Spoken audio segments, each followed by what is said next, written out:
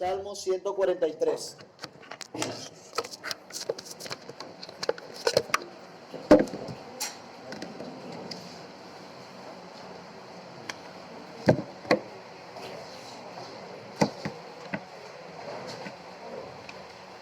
El libro de los Salmos, capítulo 143.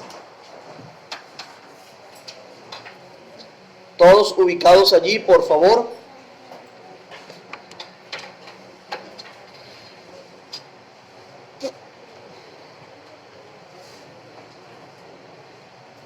Lo tenemos. Dice así la palabra de Dios. Salmo 143. Oh Jehová, oye mi oración, escucha mis ruegos, respóndeme por tu verdad, por tu justicia, y no entres en juicio con tu siervo, porque no se justificará delante de ti ningún ser humano, porque ha perseguido el enemigo mi alma, ha postrado en tierra mi vida, me ha hecho habitar en tinieblas como los ya muertos, y mi espíritu se angustió dentro de mí, está desolado mi corazón. Me acordé de los días antiguos, meditaba en todas tus obras, reflexionaba en las obras de tus manos. Extendí mis manos a ti, mi alma a ti como la tierra sedienta.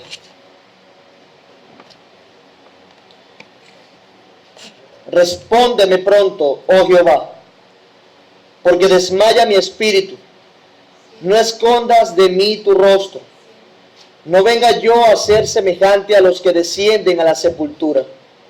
Hazme oír por la mañana tu misericordia, porque en ti he confiado. Hazme saber el camino por donde ande, porque a ti he elevado mi alma. Líbrame de mis enemigos, oh Jehová, en ti me refugio. Enséñame a hacer tu voluntad, porque tú eres mi Dios, tu buen espíritu me guíe a tierra de rectitud. Pon tu nombre, oh Jehová, por tu nombre, oh Jehová, justicia sacarás mi alma de angustia, y por tu misericordia disiparás a mis enemigos, y destruirás a todos los adversarios de mi alma, porque yo soy tu siervo. Vamos a orar, vamos a orar. Padre nuestro que estás en los cielos, te alabamos, te glorificamos, damos gloria y honra a ti. Y decimos como el salmista, oh Jehová, oye mi oración, escucha nuestro ruego. Respóndeme o respóndenos por tu verdad, por tu justicia. Y a la justicia a la cual apelamos es la justicia de Cristo, en el cual sabemos que tú hayas contentamiento, tu Hijo amado. Padre, venimos ante ti rogando tus misericordias, rogando tu favor para este día. Este día que entendemos tiene una connotación diferente a los otros, porque nos reunimos como iglesia a celebrar tu nombre, a recordar que Cristo resucitó de los muertos, a adorarle a Él. Pero definitivamente recordamos nuestros pecados y vemos que inclusive para nuestra propia conciencia son un estorbo. Un estorbo al acercarnos a ti, al querer adorarte libremente, conscientemente, a plenitud. Por lo cual te rogamos que nos perdones, que tenga piedad de nosotros, que nos perdones, pero no solamente ello, sino que tengas piedad de nosotros y nos dé la capacidad por medio de tu Espíritu Santo que el pecado no nos estorbe y que podamos acercarnos a ti con limpia conciencia, que podamos acercarnos a ti para adorarte con todo nuestro ser, que todo nuestro ser esté involucrado en la adoración, Señor. Ayúdanos, por favor. Ayúdanos a reflexionar en tus obras, a meditar como lo hacía el salmista en aquellos días antiguos donde tú oraste poderosamente. Ayúdanos, Señor, a recordar las misericordias y los portentos que has hecho en medio nuestro y que eso nos lleve a la adoración. Ayúdanos a extender nuestras manos a ti nuestras almas a ti como la tierra sedienta que necesita de que tú sacies su sed. Respóndenos pronto, oh Señor. Nuestro espíritu desmaya sin ti. No escondas tu rostro de nosotros, te lo rogamos, Señor. Ayúdanos a verte cerca, a confiar en ti. Ayúdanos, Señor, por favor, a la luz de tu palabra, a conducirnos y adorarte en espíritu y en verdad. Tu palabra enseña que tú destruirás a tus adversarios, a nuestros adversarios, definitivamente en el día del juicio, porque somos tus siervos, Señor. Nos entregamos a ti, dirígenos pues, y Espíritu Santo conduce la clase dominical, el tiempo de la liturgia completa. Te necesitamos para hacer las cosas como a Dios le agrada. Por favor, en el nombre de Jesús, amén. Bueno, quisiera darle la bienvenida a los que nos visitan hoy. Nos complace que estén en medio nuestro y que podamos compartir este tiempo juntos. Espero que sean muy edificados y sea de mucho provecho. Perdónenos lo malo, cualquier cosa, los errores son nuestros, no de Dios. Así que por nuestras faltas no desvíe su mirada del Señor, se lo rogamos. Y a mis hermanos también, bienvenidos. Creo que algunos todavía tienen el aire acondicionado prendido en casa, porque veo que estamos pocos, pero el Señor los traiga con bien. Mientras nosotros continuamos con nuestro estudio de la confesión de fe, la Confesión Bautista de Londres de 1689, en nuestra serie ¿Qué creemos? ¿Qué creemos?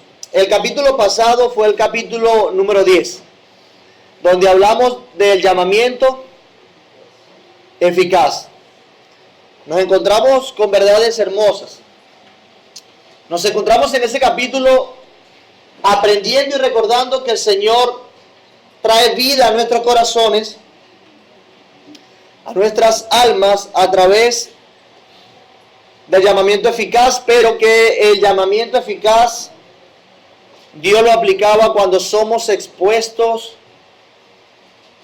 al ministerio público de la palabra de Dios.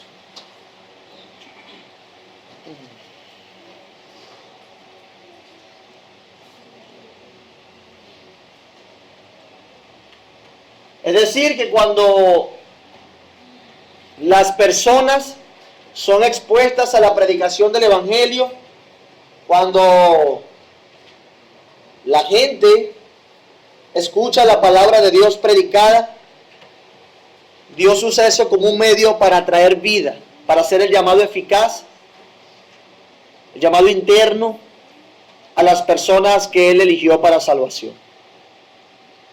Pero como nosotros no sabemos quiénes son los elegidos, lo que sí tenemos claro es el mandato de ir y hacer discípulos, debemos ir a predicar. Como decía Pablo, por amor a los escogidos, inclusive soportando todo lo que sea necesario por cumplir la voluntad de Dios. Y hemos hablado entonces del llamamiento eficaz. También tenía párrafos bien controversiales, bien difíciles de digerir, que tenían una implicación importante en la época con respecto a los editores o los que escribieron la Confesión Bautista, inclusive la de Westminster, porque no eran épocas tan distantes, y debían atender a ese asunto, como creo que también es importante que nosotros pensemos en esas cosas. Y recordando en última instancia el último capítulo, quiero hacer énfasis en esto. La Biblia enseña que muchos son los llamados, pocos los escogidos, ¿verdad? La Biblia enseña también que algunos entrarán en medio de nosotros y nos engañarán.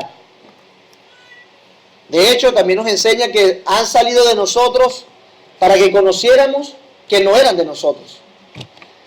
Eso quiere decir que al igual que Judas estaba en medio de los discípulos que estaban con Jesús, van a existir personas que van a estar entre nosotros y van a dar frutos parecidos a los que produce el Espíritu Santo en los creyentes y nos engañarán por algún tiempo.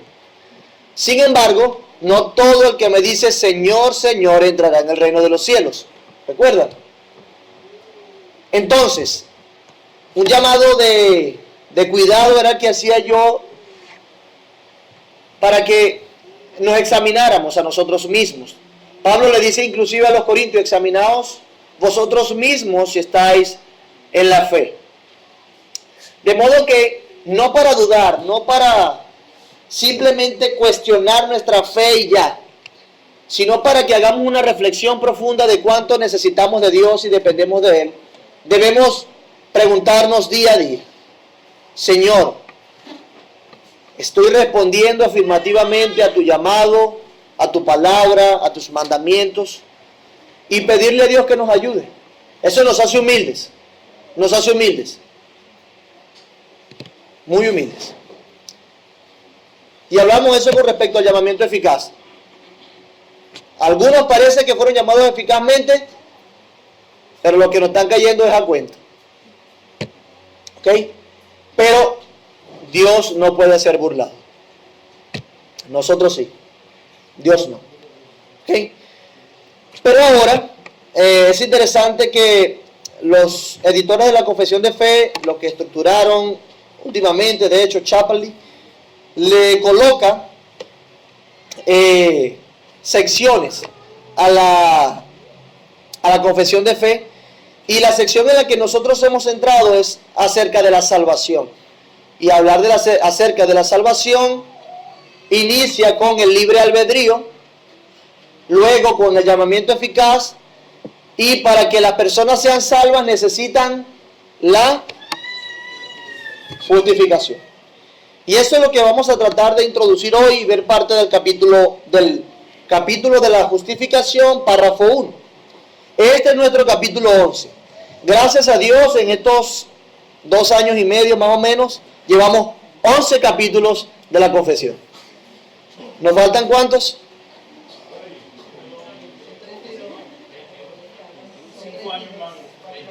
Para la gloria de Dios.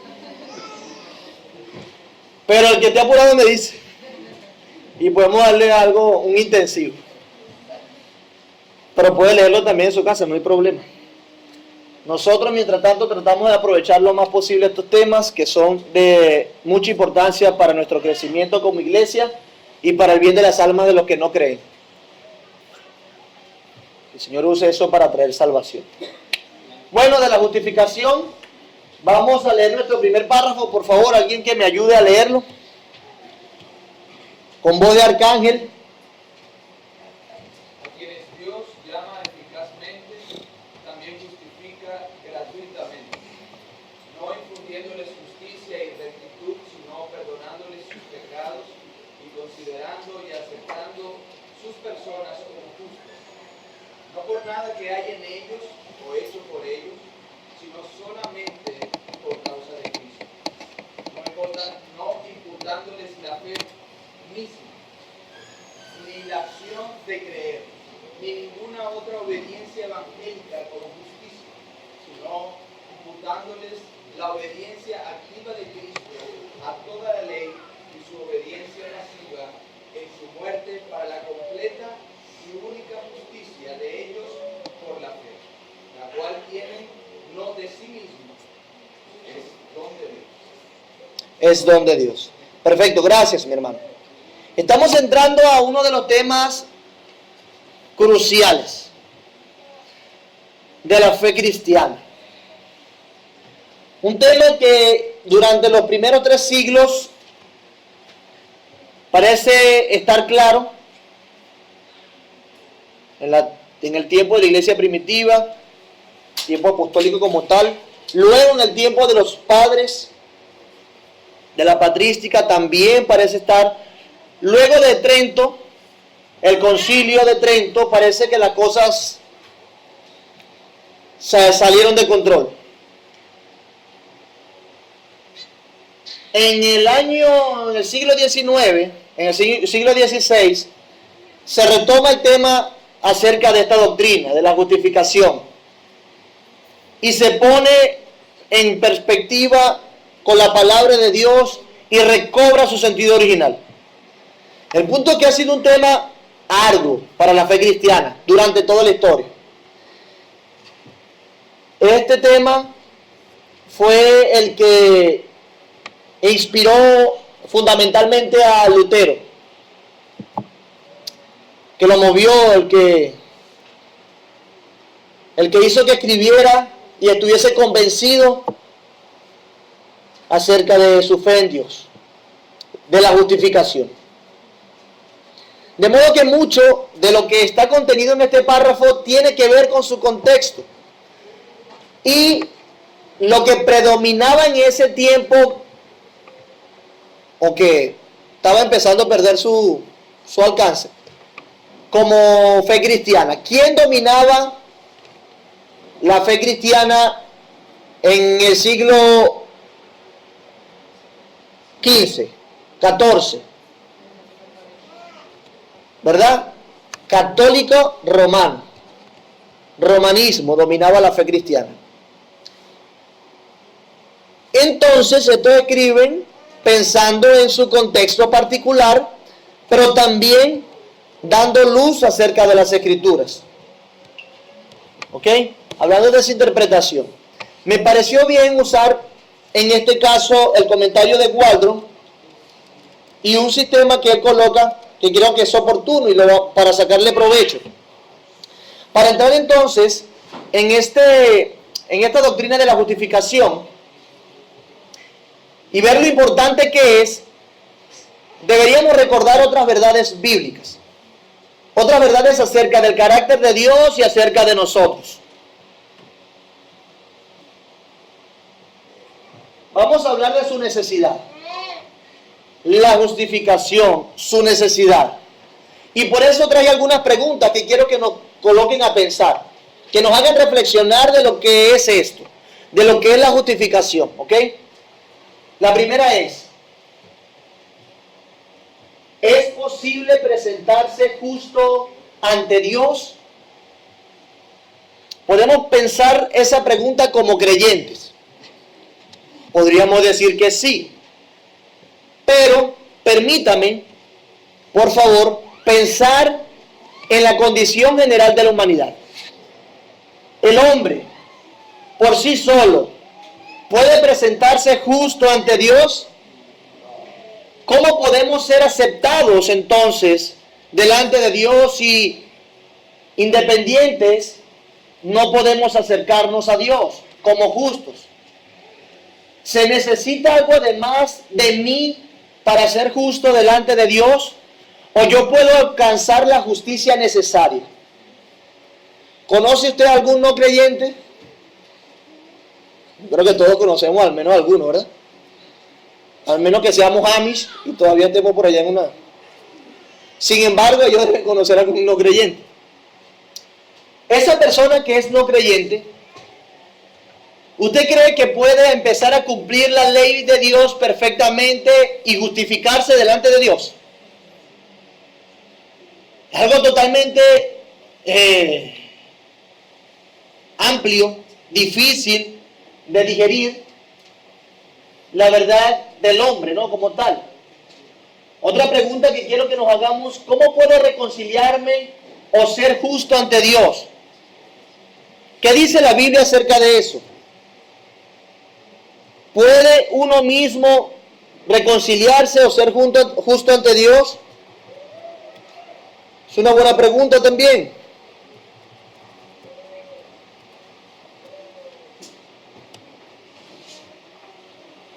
Podemos preguntarnos también: ¿es Dios majestuoso en santidad y justicia? ¿Es Dios majestuoso en santidad y justicia? ¿Dios va a hacer juicio alguna vez? Él es santo. Él es santo, santo, santo. Él tiene comunión con el pecado, con la maldad. Dios tiene comunión con los perversos. Dios se agrada de los que no hacen su voluntad. ¿Cuál es la consecuencia de aquellos que desprecian a Dios? Juicio, condenación, ¿verdad? ¿Qué sucede con aquellos que quieren vivir independientes de su Creador? Juicio, juicio. ¿Es Dios aquel que no tomará por inocente al culpable? Dice Nahum 1:3, sí, Dios no tomará por inocente al culpable. La pregunta es, de la humanidad, ¿quién no es culpable? Ningún ser humano, a excepción de Cristo, está exento de culpa. Todos somos culpables. ¿Cómo podremos entonces presentarnos como inocentes delante de Dios?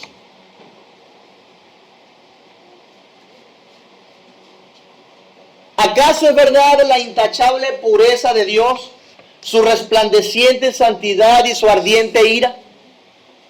¿Es verdad eso? Es una realidad. Muchos de los que estamos aquí nos decimos que hemos sido justificados. Y siendo culpables, inclusive pecando todavía, decimos que somos justos delante de Dios. Pero ¿qué de su ira? ¿Qué de su santidad? ¿Acaso no debíamos llevar la condenación eterna? ¿Acaso no debíamos nosotros sufrir el infierno justamente? Porque, ¿qué es el hombre naturalmente? Realmente somos pecadores, viles y miserables. Esa es la verdad.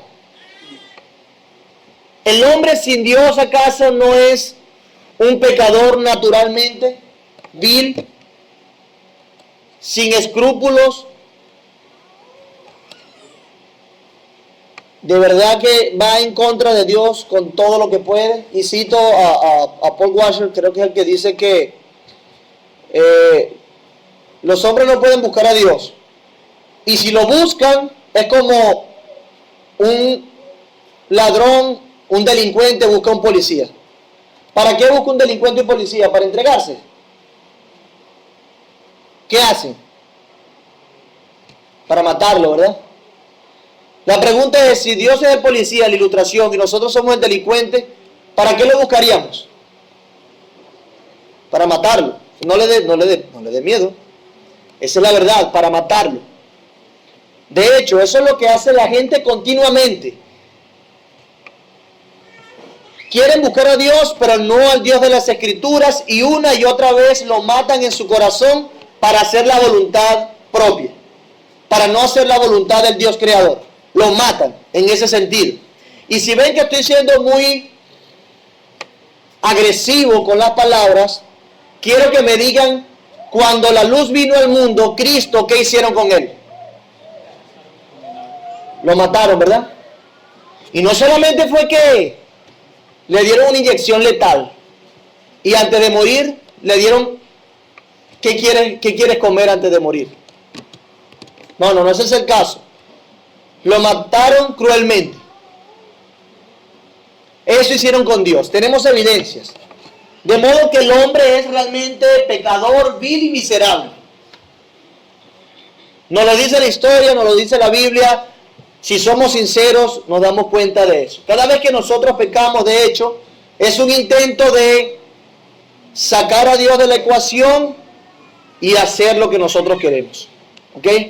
Entonces, se necesita una justificación, porque nosotros merecemos plenamente la paga del pecado, la muerte. Nosotros lo merecemos. La humanidad lo merece. Las personas que no van al cielo han de ser juzgadas con justo juicio por el juez justo del universo. No hay culpa en Dios, hay culpa en nosotros. Nosotros somos los que le rechazamos. La luz vino al mundo y los hombres amaron más que las tinieblas que la luz, porque sus obras eran malas. No querían traer sus obras a la luz para que no las reprendiesen. Esa es la verdad. Ese es el contexto del hombre.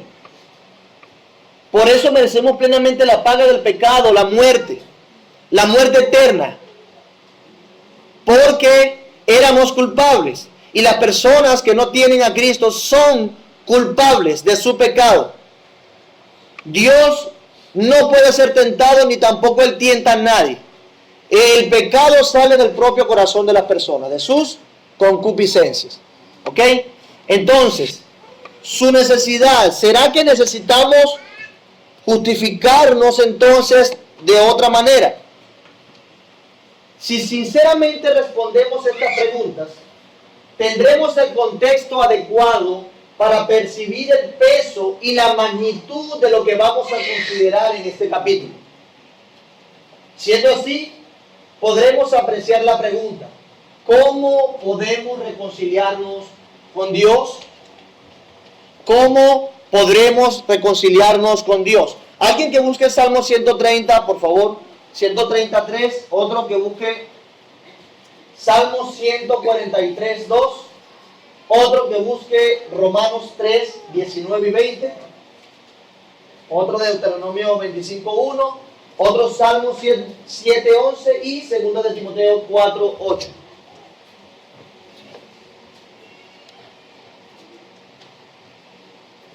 El que tenga el primer salmo dice amén y yo le doy la diestra para que lo lea. Dele. Ya, si mirares a los pecados, ¿quién, oh Señor, podrá mantenerse? Vuelvo a leer, por favor. Ya, si mirares a los pecados, ¿quién, oh Señor, podrá mantenerse? Si mirares a los pecados, ¿quién, oh Señor, podrá mantenerse?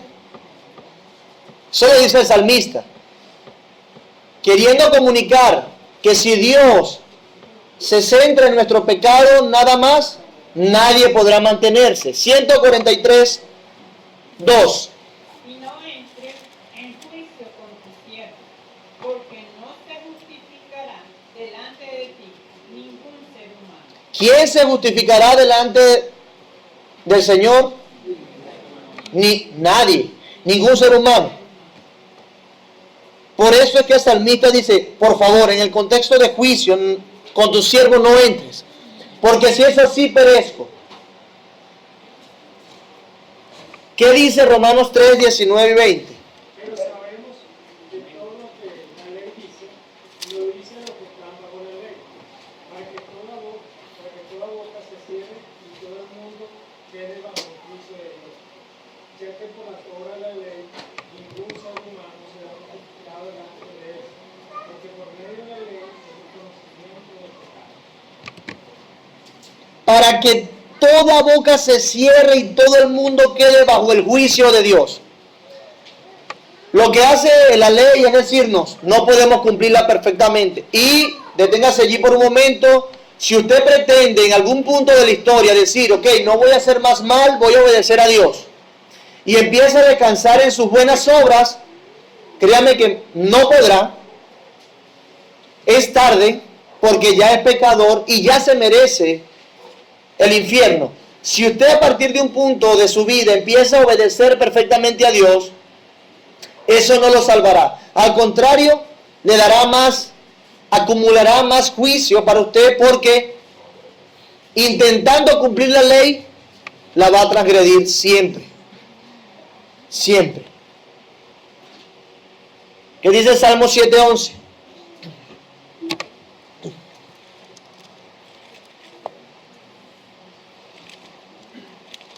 Dios es juez justo, y Dios está irado contra el impío todos los días.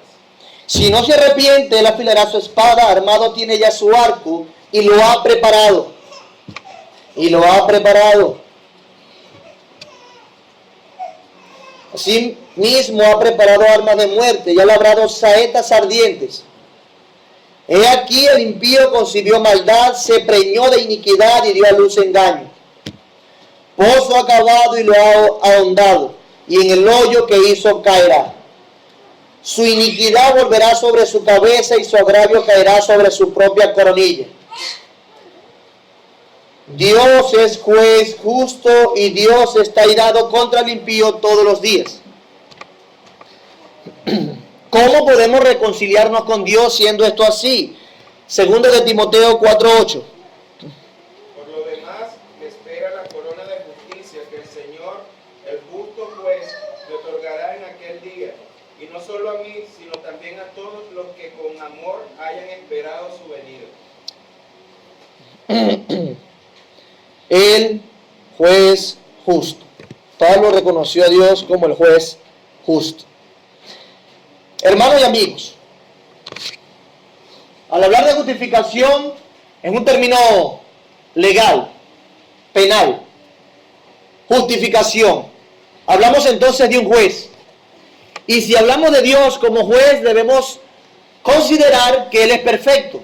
Y si Él es perfecto, Él es un juez justo. Y por ser un juez justo, Él está irado todos los días contra el pecador. Porque si Dios ama la verdad, la justicia, si Dios ama lo bueno, se ama a sí mismo, en contraste, ¿qué aborrecerá? El pecado, la maldad. Y aborrecerá a todo aquel que hace pecado. Él está irado todos los días, no contra el pecado, sino contra quién? Contra el que hace pecado. Sí, porque Él es juez justo. Así como usted se enoja cuando, si tiene hijo o un familiar que ama, le hacen daño a ese familiar que ama o a ese hijo, porque lo ama, y usted se enoja porque le hacen daño. Bueno, así no, de una manera mucho más perfecta, lo es Dios. Si usted siendo malo puede sentir eso, imagínese Dios siendo perfecto y bueno. Entonces, ¿cómo podemos reconciliarnos con Dios? Y dirá, bueno, eso no lo sabemos todito lo que estamos aquí, pero quiero que recuerden y quiero que recordemos la condición en la que estábamos fundamentalmente. Desprovistos de medios para llegar a Dios, y si hubiésemos seguido en nuestros propios caminos, Dios hubiese sido justo en enviarnos al castigo eterno. ¿Ok? ¿Cómo podemos reconciliarnos con Dios? Si respondemos las preguntas que hicimos anteriormente sinceramente, tendremos la capacidad de entender el peso y la magnitud de la doctrina de lo que vamos a considerar acá. ¿Ok? Entonces, en el párrafo 1 lo veremos de la siguiente manera. Creo que, al igual que Waldron, que el párrafo 1 nos presenta la naturaleza de la justificación. Vemos allí la esencia, vamos a ver la esencia de la justificación, la base de la justificación, el método de la justificación. Dentro del primer párrafo que habla de la naturaleza de la justificación, veremos la esencia de la justificación, la base de la justificación y el método de la justificación. ¿Ok? Estamos en una carrera donde las personas quieran reconocerlo o no, de estar felices o de encontrar su paz en este tiempo y luego de la muerte. La gente quiere reconocerlo o no, trata de portarse bien y hacer todo lo que cree que es bueno con tal de alcanzar paz, tranquilidad, en este tiempo y luego de la muerte, según la doctrina que tenga. Pero el punto es que en eso consiste la humanidad actual. Unos que tratan de buscar salvación en sus propios medios y otros que por gracia entienden que no pueden ser salvos por sus propios medios. Es una carrera, en otras palabras, de justificación. Por eso que también Pablo dice que la ley natural que está en nosotros a veces nos acusa y nos excusa. Desde la conciencia nosotros vamos tras esa carrera. Hacemos esa carrera. Entonces, el punto determinante y más importante para el ser humano no es la carrera universitaria, no es casarse, no es tener hijos, no es tener dinero, no es tener una casa. Ese no es lo más importante en lo que piensa y debe pensar el ser humano. Lo más importante que debe pensar el ser humano es en cómo se justifica delante de Dios. ¿Cómo se acerca a Dios? ¿Cómo se salva? ¿Cómo entra en la presencia de Dios? Y para eso es necesario la justificación. Entonces vamos a ver la esencia de la justificación. Preguntas que nos ponen a pensar y a ver de qué se trata esto de la esencia de la justificación. Es en qué consiste esencialmente la justificación, cuál es la esencia de la justificación. Y podemos leer entonces nuestro primer superíndice del párrafo, que dice así: a quienes Dios llama eficazmente también justifica gratuitamente. ¿Qué dice Romanos 3:24? Siendo justificados gratuitamente por su gracia, mediante la redención que es en Cristo Jesús. Dice ahí, los justifica gratuitamente, y Romanos dice, siendo justificados gratuitamente. ¿Por qué? Por su gracia. Si es gratis, es gracia. Si no es gratis, es un pago. ¿Ok? Pero en este caso, el pasaje nos dice, el párrafo nos dice, que a quien Dios llama eficazmente también justifica gratuitamente. Y en consecuencia, en eso es lo que concluye también Pablo en Romanos 8:30. ¿Qué dice Romanos 8:30? Y a los que predestinó, a estos también llamó, y a los que llamó, a estos también justificó, y a los que justificó, a estos también glorificó. Perfecto. Si se fijan, Dios predestina, luego llama y luego justifica. El párrafo nos enseña aquí que Dios, a quien llama eficazmente, necesariamente lo justifica. Podríamos preguntar, ¿hay alguien a quien Dios llama eficazmente pero no le justifica? No. A quien Dios llama eficazmente, lo llama para justificarlo. ¿Ok? Entonces, no hay llamado que no sea justificado. Un llamado eficaz. No hay aquella persona que sea llamado eficazmente por Dios, que no sea justificado gratuitamente. Y esa justificación es gratuita. Y una de las cosas que vamos a responder acá, ¿cómo Dios lleva a cabo esa justificación? ¿Cómo Dios puede gratuitamente cumplir lo que dice Proverbios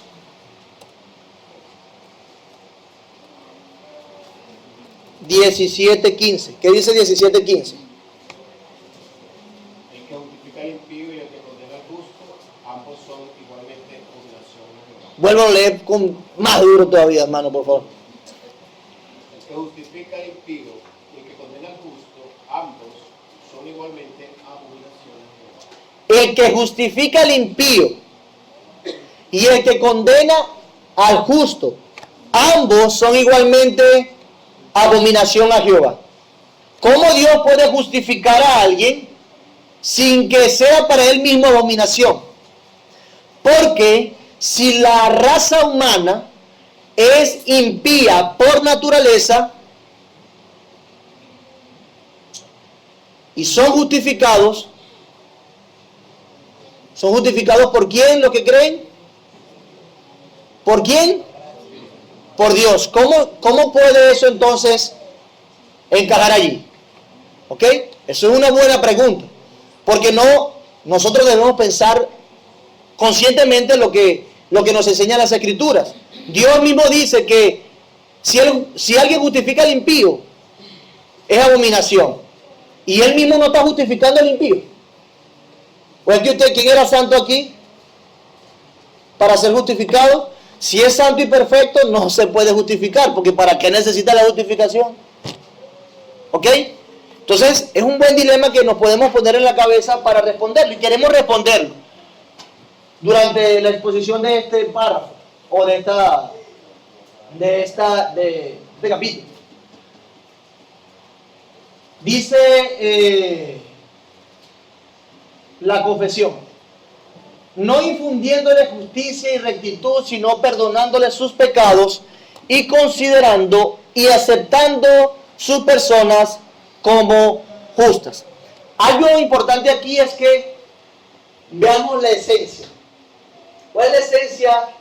¿Cuál es la naturaleza de la justificación como tal? ¿Cuál es su esencia? ¿Para qué Dios justifica? ¿Ok? Podemos leerlo en Romanos y en Efesios. O sea, ¿para qué Dios justifica? ¿Qué pasaría si Dios no nos justifica? Lo puedo poner así. ¿Dios nos aceptaría si Él no nos justifica? Ok.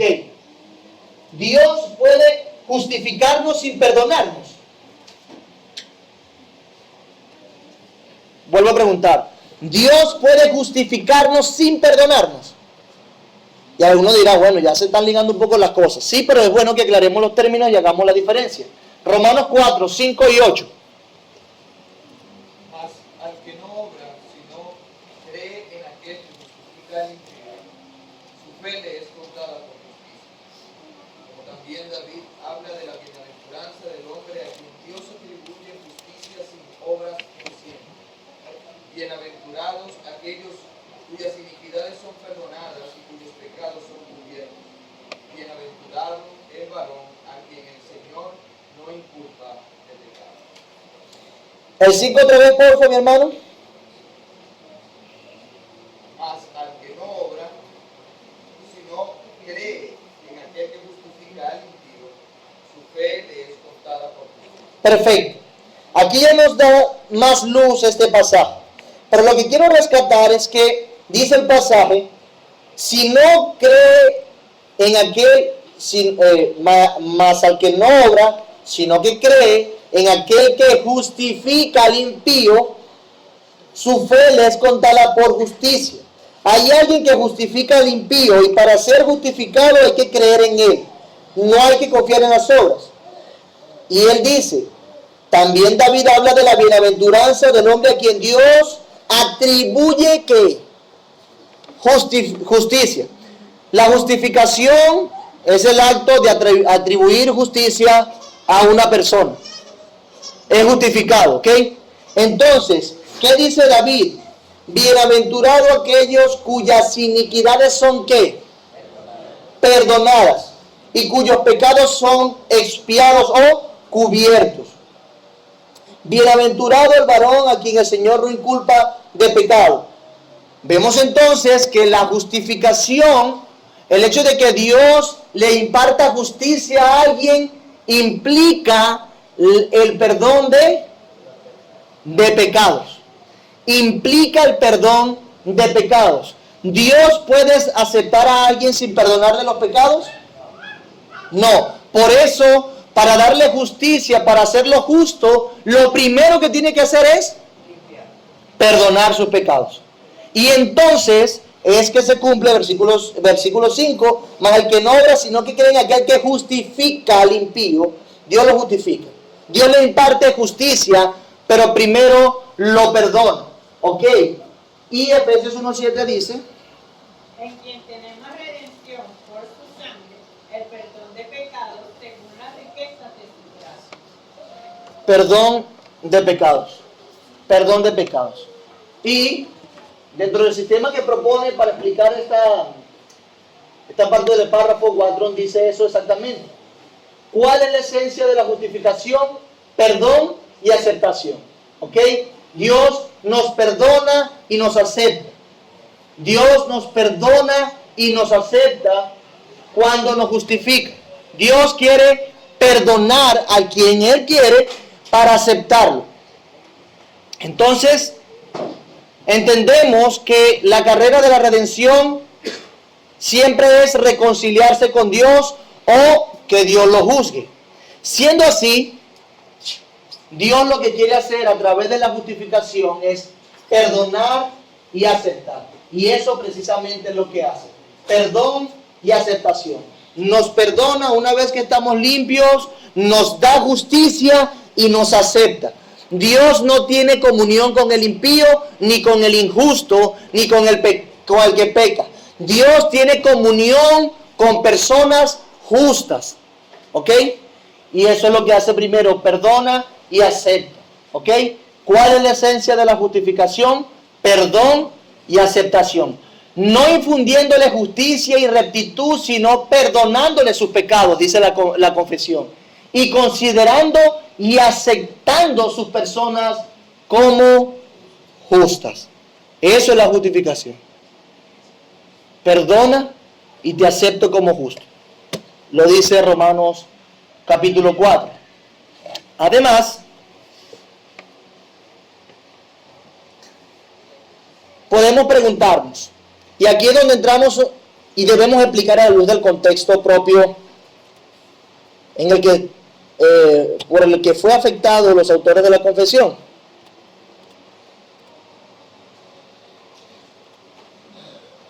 ¿Qué no es la justificación? ¿Qué no es la justificación? Bueno, si usted lee la confesión, podemos ver que la confesión dice, en el párrafo 1, hasta donde hemos leído, algo que pueda respondernos a esa pregunta. Piense, ¿qué no es la justificación? Y usted lee la confesión. A quienes Dios llama eficazmente, también justifica gratuitamente. Ya por ahí podemos decir que la justificación no tiene un precio que nosotros podamos pagar, ¿cierto? ¿Sí o no? Es gratis, de parte de Dios. En segundo lugar, leemos, no infundiéndole justicia y rectitud, sino perdonándole sus pecados. Es decir, que Dios a través de la justificación no nos imparte moralidad, no nos hace rectos, no impartiéndonos, o como bien dice la palabra, importante, infundiéndoles justicia y rectitud, sino que perdona sus pecados. Entonces, si Él no nos imparte moralidad, la capacidad de ejercer la moralidad que a Dios le agrada, ¿están conmigo? Si Dios no nos imparte la capacidad de hacer lo que Él le agrada a través de la justificación, entonces la justificación no es una transformación moral. La justificación, repito, no es una transformación moral. ¿Qué podemos decir que sí es una transformación moral? De lo que hemos visto. Levante su mano y responda. A la luz de lo que hemos visto en nuestros otros capítulos, ¿qué sí podemos decir que es una transformación moral? ¿Tania? La regeneración, porque el Señor cambia nuestros corazones y el Señor cambia nuestros afectos. Perfecto. ¿Y dónde estudiamos acerca de la regeneración? Levante su mano. Llamamiento eficaz. ¿Qué hace Dios en el llamamiento eficaz? Cambia nuestros corazones, nuestros afectos. ¿Qué otra cosa vimos que Dios hace en el llamamiento eficaz?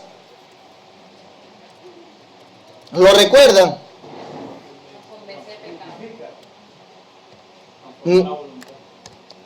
Ilumina de modo espiritual sus mentes, les quita el corazón de piedra, renueva sus voluntades, les lleva a Jesucristo. En el llamamiento eficaz, al cambiar nuestro corazón, ¿ok? Y darnos una iluminación de nuestras mentes por su espíritu, si hace un cambio moral. Ya no estamos muertos, ahora tenemos voluntades renovadas. En el caso de la justificación, Dios no hace eso. No es una transformación moral. Dios no infunde rectitud en el corazón del que cree, ni una justicia para que la haga, sino que por medio de la justificación Dios perdona sus pecados. Ahora, ¿qué sí es la justificación? Témelo allí, anótala, que no se te olvide, anótala. ¿Qué es? Ok, ahí decía yo que no es una transformación moral porque no infunde justicia y rectitud. ¿Ok? No infunde justicia y rectitud. ¿Qué si es la justificación? Si no nos da moralidad la justificación, ¿qué es?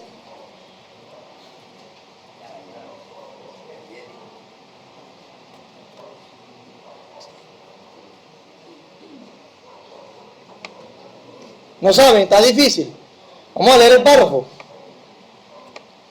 A quien Dios llama eficazmente, también justifica gratuitamente, no infundiéndole justicia y rectitud, sino que perdonando sus pecados y considerando y aceptando a esas personas como justas. Vamos aquí, nos imaginamos entonces en un auditorio que es una corte. Y viene el juez, está el juez allá atrás. Y se presentan los cargos, todo lo que tiene que ver en juicio. Y cuando hace ese juez así, le da el coso ese que tiene, que no sé cómo se llama. Mazo, gracias. Le da el mazo. ¿Lo hace con qué propósito? Dictar una sentencia, ¿verdad? Y esa sentencia puede mandar a esa persona a la cárcel o no. Ok, fíjense que en ese acto el juez no hace bueno al que está siendo juzgado, o no lo hace malo. Simplemente declara, traza una sentencia. ¿Sí van conmigo? Por eso es que decimos que sí es la justificación una transacción legal, donde Dios perdona y acepta, declara como justo, pero no imparte no le infunde, mejor dicho, justicia y rectitud, sino que lo declara perdonados y lo declara justos, aceptos delante de él. La justificación no es una transformación moral, es una transacción legal, perdonándole sus pecados y considerando y aceptando a sus personas como justas. Y me voy a tomar el tiempo que queda para ponerlos en contexto y entiendan por qué es tan importante presentar la justificación de esta manera. ¿Quién fue el católico romano antes? Aquí, levante su mano. Todo el mundo, ¿no? Bueno, hay unos que no, que dicen que son católicos, pero le avergüenzan a los católicos romanos, porque son puros de palabras. Entonces, ¿quién leyó el catecismo, quizás no completo, de la Iglesia Católica Romana? Toda, los 2000 y pico artículos. Quizás no todo, ¿verdad? Por eso. Para la comunión, Eso sí, ese es otro tipo de catecismo para la comunión, pero no todo el catecismo de la Iglesia Católica Romana. En el artículo 1989 dice la Iglesia Católica Romana: la primera obra, hablando de la justificación, la primera obra de la gracia del Espíritu Santo es la conversión, que obra la justificación según el anuncio de Jesús al comienzo del Evangelio. Convertíos porque el reino de los cielos está cerca. Movido por la gracia, el hombre se vuelve a Dios y se aparta del pecado, acogiendo así el perdón y la justicia de lo alto. La justificación no solo es remisión de los pecados, sino también santificación y renovación del interior del hombre. Fundamentado en el Concilio de Trento, artículo 1528. Lo pongo más fácil. Ellos dicen que la justificación no es solamente la remisión del pecado, te declaro justo.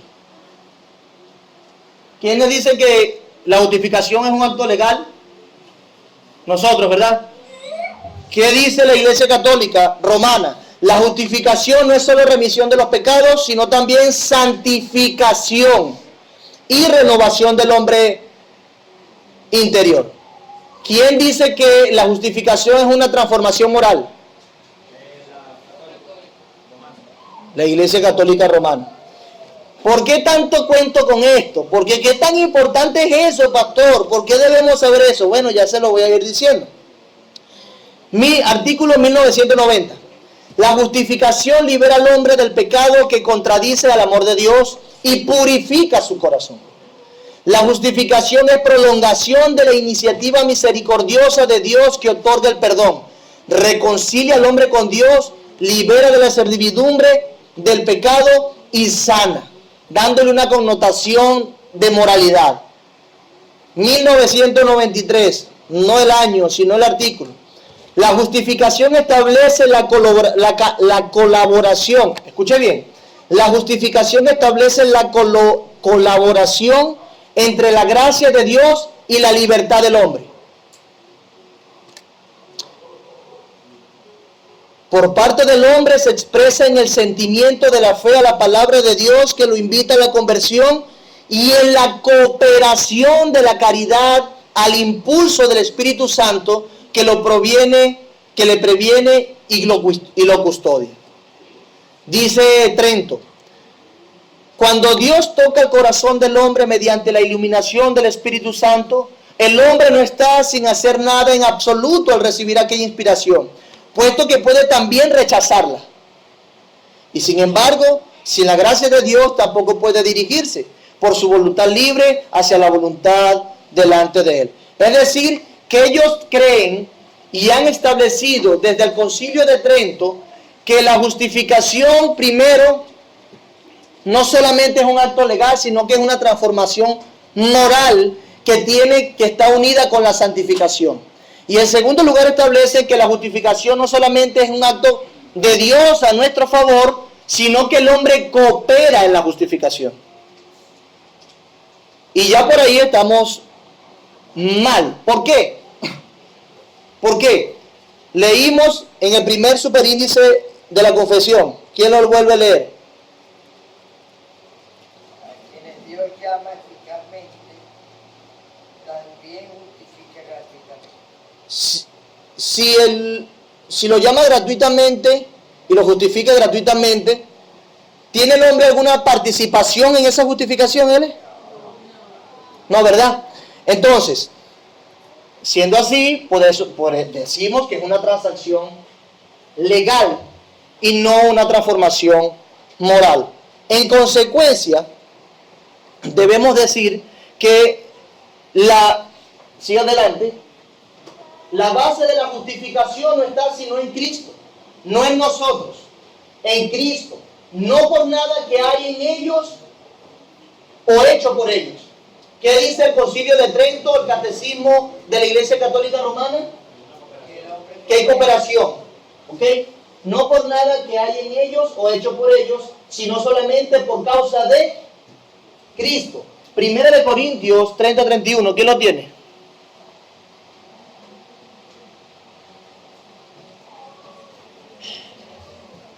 Y otro que busque Romanos 5:17 al 19. Mas por él estáis vosotros en Cristo Jesús, el cual nos ha sido hecho por Dios sabiduría, justificación, santificación y redención, para que, como está escrito, el que se gloría, gloríese en el Señor. Cristo fue hecho para nosotros justificación, santificación. Descansa en Cristo. La base de la justificación no está en nosotros, ¿ok? Sino en Cristo. Solamente en Cristo. No por algo que usted haya hecho ni algo que yo haya hecho. No, en Cristo. Usted, si ha creído en Cristo, es declarado justo como un acto legal de Dios, desplegando su gracia a favor suyo, diciéndole: te perdono los pecados, eres declarado justo. Ven a mi regazo. ¿Ok? ¿Van conmigo? Ok. Romanos 5:17-19. Pues si por la transgresión de uno solo reinó la muerte, mucho más reinará en vida por uno solo, Jesucristo, los que reciben la abundancia de la gracia y el don de la justicia. Así que, como por la transgresión de uno vino la condenación a todos los hombres, de la misma manera por la justicia de uno vino a todos los hombres la justificación de vida. Porque así como por la desobediencia de un hombre los muchos fueron constituidos pecadores, así también por la obediencia de uno los muchos serán constituidos justos. Por la obediencia de uno. Y ese uno no somos nosotros, ¿verdad? Es el Señor Jesús. Entonces, no está en nosotros sino en Cristo. No hay nada que podamos hacer ni hayamos hecho, sino solamente por causa de Cristo. Esa es la base de la justificación. La doctrina católica romana establece que la justificación está unida a la santificación. Y si usted lo ve más detalladamente, aunque no hemos entrado en la etapa per se, debemos recordar que mientras que la justificación es monergista, la santificación es... Eso quiere decir, monergista, que solamente Dios participa en la justificación. Pero es sinergista en el sentido, la santificación, en el sentido de que nosotros tenemos participación, ¿cierto? Dios cambia nuestros corazones, nos da nuevos corazones en el llamamiento eficaz, nos justifica y ahora en la santificación nosotros tenemos participación. Dios manda a su pueblo a hacer morir las obras de la carne, ¿verdad? El viejo hombre. ¿Quién lo tiene que hacer? Dios. Dios ya hizo lo que tenía que hacer. Nosotros participamos en nuestra santificación. ¿Entendemos eso? ¿Ok? De hecho, Dios nos hace responsable cuando nosotros no somos fieles a Él en nuestra santificación. Si eso es así, ¿qué implicaciones tiene entonces que la Iglesia Católica Romana diga que la justificación está unida con la santificación? Alguien que le levante la mano. ¿Qué implicaciones tiene? ¿Qué quiere decir? Son corresponsables los dos, tanto el hombre como Dios. Es decir, es sinergia. Ok, perfecto. ¿Iglesia? Pero delante de la Iglesia Católica, los hombres son santos. Ah, bueno. Santos porque son justificados. ¿En qué momento de la historia? Porque la Iglesia Católica considera que moralmente, ¿verdad?, ha habido un cambio. Cuando vienen a Cristo a través de su doctrina. Ah, ok, perfecto. Sí, está bien. Hermano Carlos. Yo quería agregar algo allí, es que hay dos santificaciones. Una santificación posicional, es cuando somos decretados o hechos santos. Eso ocurre en el momento de la conversión, de la predicación. Lo que Dios nos hace, nos decreta santos. Y hay una santificación que es progresiva, que esa sí es sinergista. Es donde nosotros progresivamente vamos avanzando en dejar el pecado y buscar la santidad. Poniéndole matices a lo que dice nuestro hermano Carlos, él tiene razón y le da fuerza a lo que estamos diciendo, porque aquí cuando somos justos o somos declarados justos, Dios nos declara santos. Perfecto. En la justificación. Siendo así, Dios es el único que participa en esa santificación, o mejor dicho, justificación, ¿verdad? Nos hace justos. Pero en la santificación, la Iglesia Católica, al unirla con la justificación, está diciendo que el hombre se va justificando a sí mismo a través de las obras. No solamente son los méritos de Cristo, sino también es la cooperación de los hombres en justicia para agradar a Dios. En otras palabras, la Iglesia Católica Romana está diciendo, se necesita a Cristo, pero también se necesita tu cooperación en la justificación. Tú necesitas hacer buenas obras. Tú necesitas justificarte delante de Dios. Pero nosotros decimos, a la luz de los pasajes que ya leímos, no. Al que cree, Dios le declara justo. No por obras que él haya hecho. Eso lo dice Pablo claramente y cita al salmista, cita a David, al rey David, para decir que bienaventurado el hombre a quien Dios no inculpa de pecado, sino que los perdona. Dios perdona. Yo no puedo hacer nada, ninguna buena obra que promueva el perdón de Dios a mí.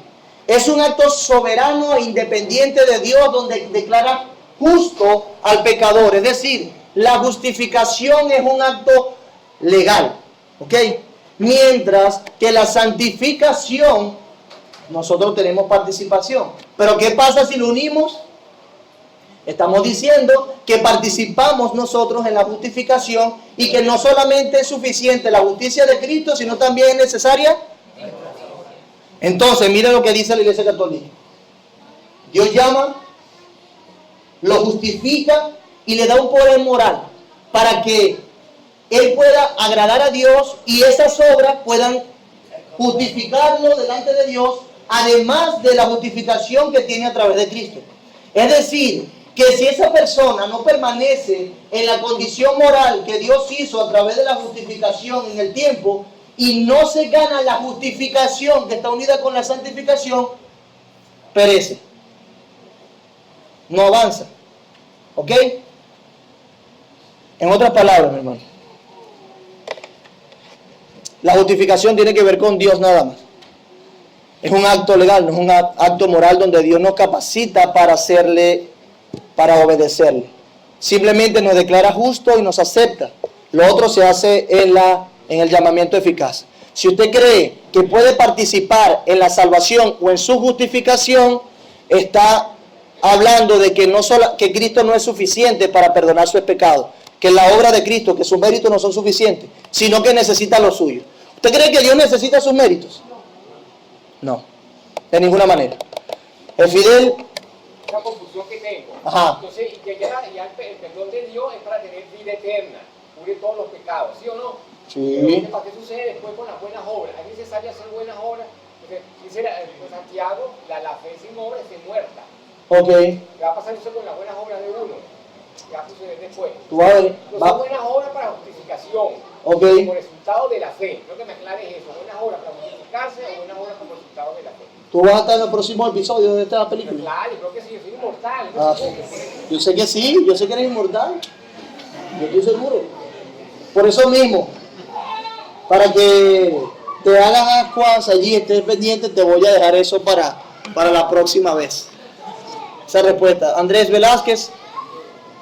El problema de esa confusión que la Iglesia Católica hace es bastante dañina, muy nociva. Tal vez nosotros, solo profundizando, podríamos llegar a ver No, sí. a eso donde tú nos estás queriendo llevar, a lo que ellos apuntan. Prácticamente ellos desestiman y Rebajan, sí. rebajan la obra de Cristo. Nada más y nada menos. Hemos leído todos los pasajes que hemos leído y nos dice la Escritura que solo por medio de Él, por medio de su obediencia, y por medio de su obra y por medio de la fe en Él, que nosotros obtenemos la justicia. Sí, señor. Ellos dicen que no, ellos dicen que es algo que nosotros también colaboramos. Tan delicado es que ellos tienen en su catecismo las afirmaciones de que los sacramentos hacen eso también por los hombres. Te justifiquen. Sí, los justifican. Entonces, la aplicación de los sacramentos, desde el bautismo hasta la extrema unción,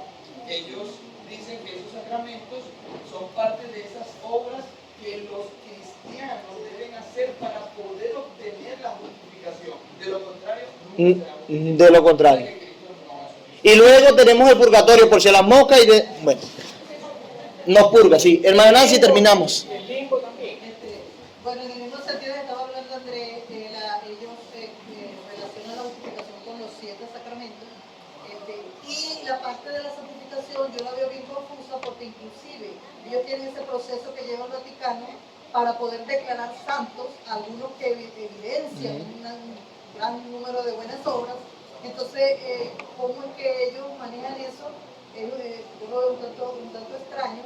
Sin embargo, si una persona fue bautizada, hizo la comunión en algún momento, siempre viene el sacerdote católico y bueno, y listo, lo entierran y listo, va para el cielo. Sí, 3 Ave María, 4 Padre Nuestro. Es muy sencillo. No, eso trae en consecuencia muchas cosas, la oración por los muertos, el purgatorio, muchas cosas. ¿Qué creen ellos? Pero bueno, fundamentalmente, repasando, entendemos que la esencia de la justificación es perdón. Nosotros no podemos perdonarnos ni promover el perdón de Dios. Dios nos perdona por gracia y nos acepta por gracia, nos declara justos solamente en Cristo, no en nosotros. Por eso decíamos más adelante, no más atrás, que más adelante, que la base de la justificación no está en nosotros, sino en Cristo. No por nada que nosotros podamos hacer o hayamos hecho, sino solamente en Cristo. Atrás. Ahora, vemos que no es la justificación, no es una transformación moral, ¿ok? No nos infunde justicia y rectitud, como sí dice, infusión, usan las palabras la Iglesia Católica Romana, sino que es una transacción legal. Y los autores de la Confesión de Fe, entonces, ¿qué hicieron? Pusieron su mira al catecismo de la Iglesia Católica, dispararon y usaron hasta los mismos términos para decir, ellos están equivocados, la Biblia dice esto. ¿Ok? Por eso que escriben de esa manera. Vamos a orar. Señor, gracias por este tiempo. Bendícenos con tu asistencia luego. Y te ruego que esto, que aunque para algunos puede parecer complicado, que le des luz, Señor. Dale entendimiento, dale comprensión para digerirlo. Como decía mi hermano Andrés, no solamente ver las bondades, que es fabuloso saber que solamente Dios, independiente y soberanamente, pudo justificarnos, sino que también veamos lo peligroso que es creer esto. Lo peligroso que es creer esto. Perdónanos las veces que hemos pretendido esto mismo y hemos relacionado y confundido las cosas, y ayúdanos pues a descansar en lo que tú hiciste en nosotros, ese acto legal donde nos declaraste justos, nos aceptaste, para que nuestras almas se encuentren en paz. En el nombre de Jesús. Amén. Desde ese punto es que, por eso es que la Reforma Protestante le dijo a los católicos romanos: